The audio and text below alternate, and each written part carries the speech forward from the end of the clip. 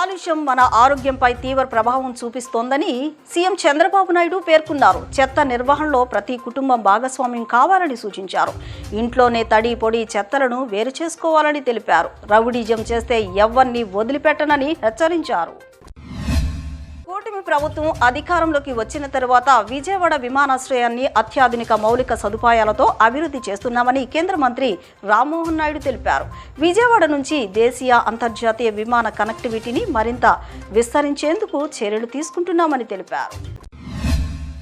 స్వచ్ఛాంధ్ర స్వర్ణాంధ్ర లక్ష్య సాధనలో ప్రతి ఒక్కరూ భాగస్వాములు కావాలని విజయవాడ సెంట్రల్ ఎమ్మెల్యే బోండా ఉమామహేశ్వరరావు పిలుపునిచ్చారు.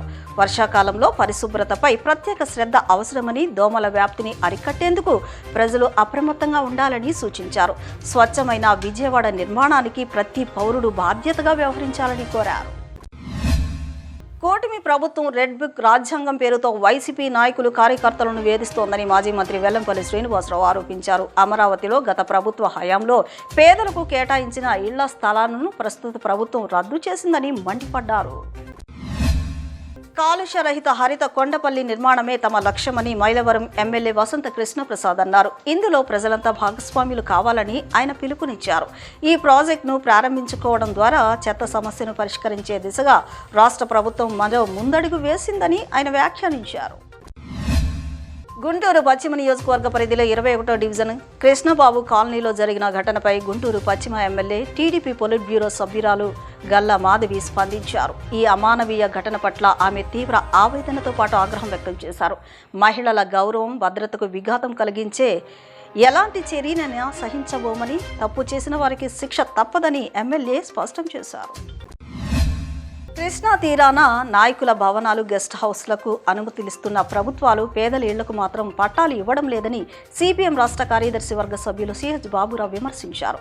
కృష్ణా నది మధ్యలో ఉన్న భవానీ ఐలాండ్ భూములను, కాలువ కట్టలపై భూములను బహుళజాతి సంస్థలకు చౌకగా లీజుకు ఇస్తున్న ప్రభుత్వం పేదవారికి మాత్రం పట్టాలు ఇచ్చేందుకు చేతులు రావడం లేదని ఆయన ధ్వజమెత్తారు.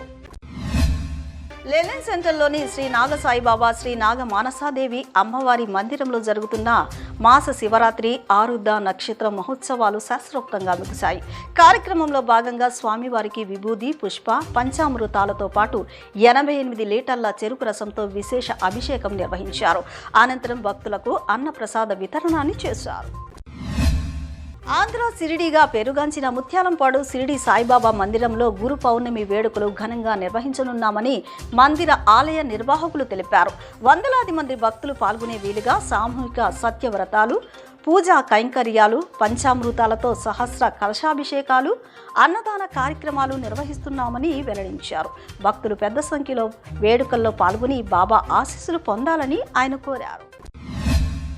కూటమి ప్రభుత్వం కార్మికుల సమస్యలను పరిష్కరించడంలో పూర్తిగా విఫలమైందని ఏఐటీయూసీ రాష్ట్ర ప్రధాన కార్యదర్శి వెంకట సుబ్బయ్య తీవ్ర స్థాయిలో విమర్శించారు.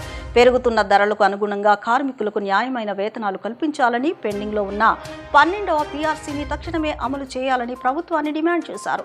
కార్మిక హక్కుల పరిరక్షణ కోసం ఆగస్టు 20, 21వ తేదీలో విశాఖపట్నంలో నిర్వహించనున్న 4 రాష్ట్ర స్థాయి మహాసభలను విజయవంతం చేయాలని, రాష్ట్ర వ్యాప్తంగా ఉన్న కార్మికులు పెద్ద సంఖ్యలో పాల్గొనాలని ఆయన పిలుపునిచ్చారు.